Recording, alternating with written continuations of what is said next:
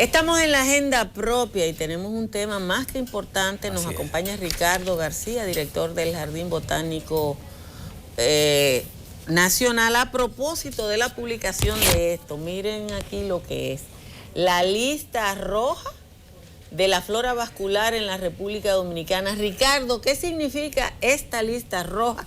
Que es una lista de todo el tamaño, señores. Todo esto es la lista, miren. ¿Cuántas especies están en la lista roja? Una invitación a misa colectiva, ¿verdad? Bueno. Que tenemos que evitar. Primero, buenos días, gracias por permitirme entrar en contacto con los amigos que siguen este programa. Fíjate, la lista roja es una publicación que es el resultado de más de 5 años de trabajo continuo de un grupo de expertos del Jardín Botánico Nacional, pero que recoge informaciones desde la época de Eric Ekman. Porque lo que hicimos, la primera década del siglo pasado. Del siglo pasado, porque lo que hicimos fue revisar una cantidad de 1.388 especies de la flora dominicana para ver su estatus, es decir, dónde están, cuántos individuos quedan, si se están propagando, si no se están propagando, cuáles amenazas hay en su entorno. Entonces, para eso seguimos un protocolo y una metodología que ya está estandarizada internacionalmente y que lo ha establecido la Unión Internacional para la Conservación de la Naturaleza, la UICN, como se le conoce por las siglas. Nosotros, después que hicimos todo el levantamiento de información en el herbario nuestro, en los herbarios, las publicaciones, entonces ya establecida previamente una lista que en principio pensábamos que iba a ser de alrededor de 800, tuvimos que subir a 1.388. Contratamos los servicios de el mayor experto de la UICN para América Latina en esto de plantas en peligro y vino con nosotros a realizar ese trabajo, además de un experto cubano que ya habían trabajado su lista roja y junto con nosotros pues entonces hicimos este producto que hoy estamos poniendo en manos de los dominicanos y de los extranjeros también, porque esta lista tiene incidencia también a nivel internacional, pero sobre todo es una herramienta fundamental para instituciones como el Ministerio de Medio Ambiente y Recursos Naturales. El vulgo y el profano que vea a la gente, vea algún nivel profesional hablando de la conservación de estas especies, tanto vegetal como la vida animal, la vida silvestre, piensa como que hay cosas más importantes de la cual preocuparse en la vida diaria, dinero, producir dinero, tener cosas, ostentaciones.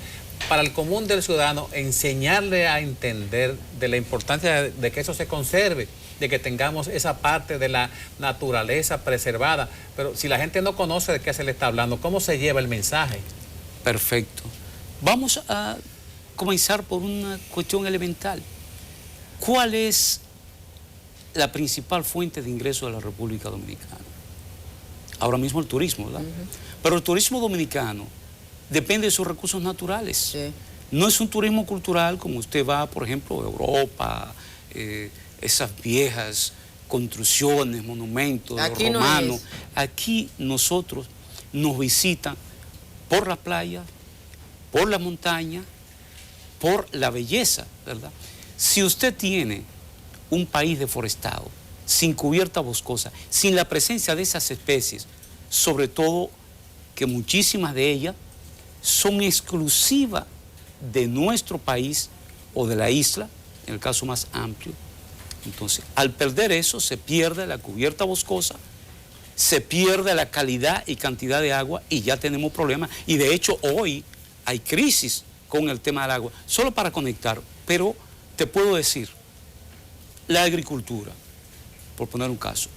Conozco un colega biólogo que está haciendo grandes aportes con un polinizador, un insecto nuestro, que vive asociado a plantas nuestras, varias de ellas endémicas, y que hoy está aumentando la producción de tomate, de berenjena en vivero, un elemento de la biodiversidad. Entonces, la naturaleza es un entramado complejo y por eso hay que conservar el recurso de la biodiversidad y en este caso la flora. Aquí en el libro hay especies de las que yo no sabía ni siquiera que estaban en la lista roja, pero aquí está el mamey, el anón, la peresquia, hay un ébano, una magnolia, veo el cotoperí, la cacatica, el cactus de melón. Ajá. Y por lo menos una bromelia.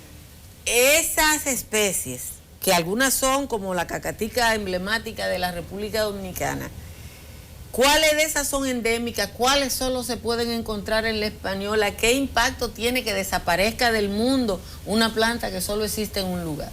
Bueno, vamos a comenzar por hablar, por ejemplo, del ébano verde. El ébano verde fue una fuente de madera importante porque habían poblaciones abundantes en parte de la cordillera central, entre lo que es Jarabacoa, Constanza, la parte alta de Monseñor Noel de Bonao, ¿verdad? Se sobreexplotó el ébano verde, por lo tanto perdimos una fuente de recursos económicos. Pero asociado al ébano verde hay una cantidad de epifíticas como bromelias, orquídeas, pero también fauna que está asociada a ese entramado complejo de la naturaleza. ¿Y en qué se usó la sobreexplotación del ébano verde? ¿Para qué uso? ¿Artesanal? Una madera linda, preciosa. rosadosa. Una madera preciosa para construir desde armarios, muebles en general, incluso algunas casas, su parte interior era en madera de ébano verde. Eso era un privilegio, un lujo tener eso. Pues hoy prácticamente hemos perdido el ébano verde porque ni siquiera conocemos mucho de su biología, es decir, la floración, la fructificación, el proceso de germinación, los elementos que participan en la polinización para que se pueda mantener la regeneración de esa especie. Entonces, la destrucción del hábitat, el otro gran problema para agricultura. ¿Qué tiempo tomaba de un árbol pequeño, joven, recién crecido, a un árbol en el que el aprovechamiento de esa madera pudiese ser significativo? ¿Cuándo se es adulto para usar un árbol de ébano verde? Fíjate, hablando con amigos de la Fundación Ébano Verde, sí, la Fundación Progresio, que manejan la reserva Ébano Verde, me decían que las mediciones que ellos están haciendo, porque han estado propagando la especie, probablemente va a requerir de más de 40 años para que esté en condición de un árbol adulto de producir madera de cierta calidad. 40 años. Imagínate esos árboles grandes que se cortaron, probablemente eran árboles centenarios. Sí. Y eso ha pasado con muchas de nuestras especies maderables, solo por mencionar el caso de las maderables. Las aromáticas medicinales, ni se diga. No hay dominicano que en algún momento no haya probado la canelilla de Oviedo, Pedernales, por ahí. El té de canelilla es muy común, claro, aquí mismo lo hace, y usted lo compra, usted la compra. Sí, y uno lo encuentra, un puño por 10 pesos. Bueno, pues déjeme decirle, esa especie solo crece en un área restringida de la provincia de Pedernales, entre Oviedo y Pedernales. Se ha abierto un mercado porque ya hay un producto que es una marca país. Y hay una demanda, hay una demanda. Entonces, pero no tenemos materia prima. Se extrae del Parque Jaragua, donde la población de cada vez está más diezmada.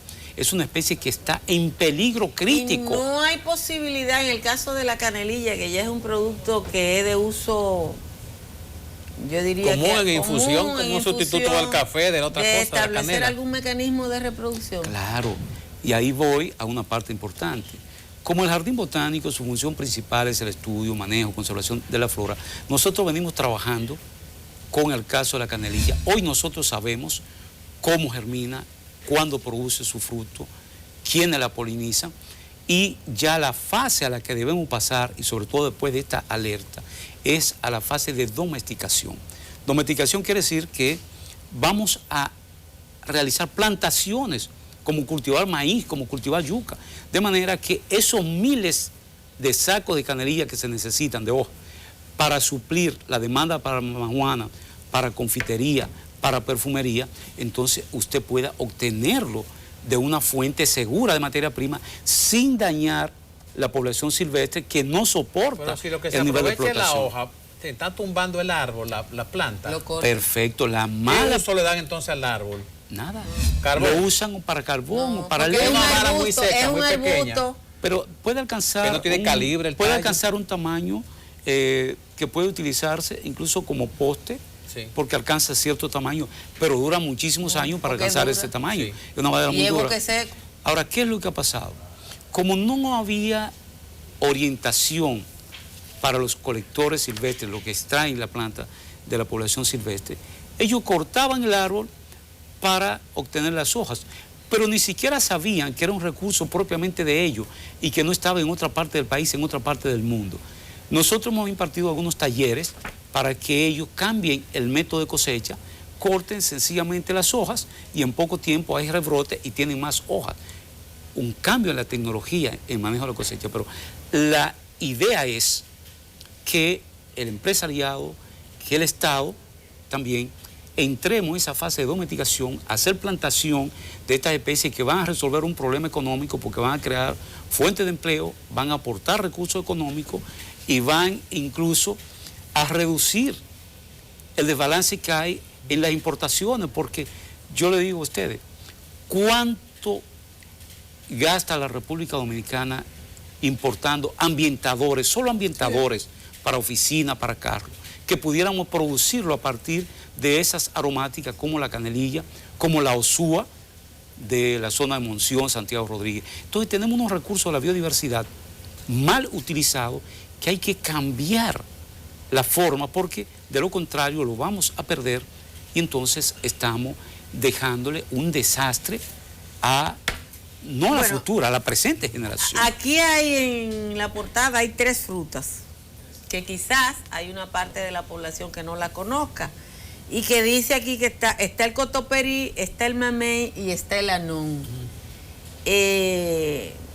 No sé, yo supongo que la gente más joven no sabe, no las conoce. No, porque se ha perdido la conexión con el campo. El anón la gente lo ve en la autovía del Este, unas mesas de madera puestas a la orilla de la carretera. Dos son exclusivas, el Este no, también hay por Baní, ¿no? Sí, toda la parte más o menos árida y semiárida, cerca de la costa, crece el anón cerca de la costa, pero si usted observa, cada vez hay menos anón silvestre porque toda esa franja costera, con el desarrollo urbanístico y las vías, han desaparecido la vegetación natural.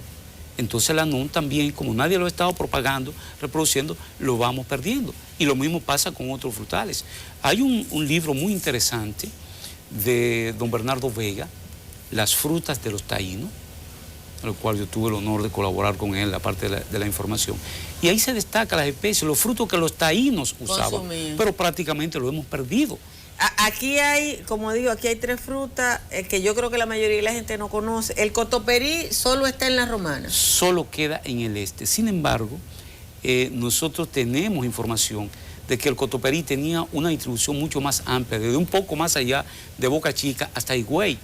Hoy apenas quedan un reducto, un remanente en la zona de Valladolid, un poco Parque del Este, Boca de Yuma, esa zona donde quedan algunos remanentes de vegetación original, o en el patio de alguna casa que alguien lo ha conservado porque es un frutal.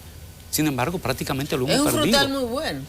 Sabroso, es más dulce que el limoncillo, la quenepa común. Este es el limoncillo dorado. Y en el caso del mamey, que yo creo que la gente no sabe cuál es el origen del color y del uso de la palabra mamey para el color naranja en República Dominicana. Se parece al caimito, el fruto. Primo hermano del zapote. Del zapote. Es una zapotácea. Pero es un frutal con un gran potencial.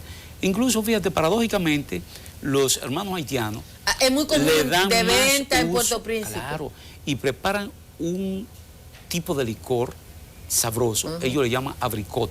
Por fermentación del fruto. Sí, lo fermentan, tienen un proceso pero se vende industrial. mucho en Puerto Príncipe. ¿Qué ha pasado con el mamey? El mamey, la madera es muy buena y entonces se ha utilizado como madera, pero además se ha destruido el hábitat donde crece. Hoy nosotros estamos haciendo un gran esfuerzo para recuperar, porque el mamey tiene un potencial industrial. En un momento, hace unos años, la empresa Bon comenzó a producir helados y mermelada de mamey, pero no tenían materia prima. Entonces, una alternativa es domesticar esta planta, producirla incluso por injerto y entonces ya se puede desarrollar toda una industria en base a esos frutales nativos y endémicos que tenemos aquí.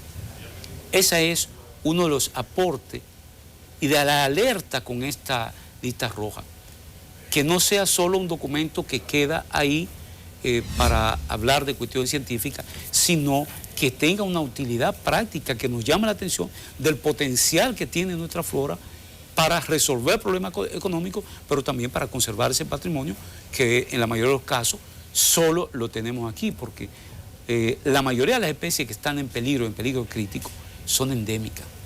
El caso de las palmas es un caso altamente preocupante.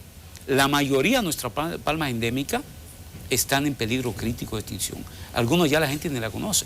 Entonces, en los últimos tiempos, con el desarrollo, con el urbanismo y sobre todo el paisajismo y querer ganar dinero fácil, mucha de la gente que trabaja el tema del paisajismo lo que hace es que está extrayendo esa palma de su hábitat natural y en la mayoría de los casos fracasan por el método, por el manejo, y estamos extinguiendo nuestras palmas. Señor García, ¿qué va a hacer el Jardín Botánico para que la gente conozca esto? ¿Cómo se va a repartir esa información? ¿Cómo la gente puede llegar a ella? Nosotros, lo primero es que estará disponible la información en nuestra página del Jardín Botánico. Ah, qué bueno. Está ya disponible en CD para el que lo desee en el Jardín Botánico, y entonces nosotros vamos a estar impartiendo charlas, talleres con profesores, que es una cosa que debo decir, la República Dominicana tiene que revisar qué es lo que estamos enseñando en nuestras escuelas. No es posible que un estudiante que sale del bachillerato de República Dominicana te conozca de la pera, de la manzana, de alcornoque, de una serie de especies de Europa, de Estados Unidos, y no te conozca de un mamey, o no sé, de un candongo. Porque es que tampoco hay manera de decirlo. Ricardo. No, y además, por último, quizás de parte mía, la cara de sorpresa y de perplejidad que ponen los muchachos cuando les pasa un bandado de cotorra por aquí en la capital y escuchan ese escándalo ahí arriba y no saben qué está pasando. Bueno, es el trabajo. Pero el trabajo lo tiene el Jardín Botánico. Exacto. Donde abunda. Pero la cotorra se lleva la semilla en el buche y la disemina. Sí, ese es un reforestador. Las aves son reforestadores naturales por excelencia, al igual que una parte de los murciélagos frugívoros. Ajá. Que generalmente son grupos de miles de murciélagos, y cuando llega a un árbol, entonces toda esa semilla la van dispersando. Al poco tiempo usted tiene un bosque, si no se altera, si no se maltrata el ambiente. Gracias a Ricardo García, director del Jardín Botánico Nacional, por la información de la lista roja, las plantas que están en peligro de extinción en La Española.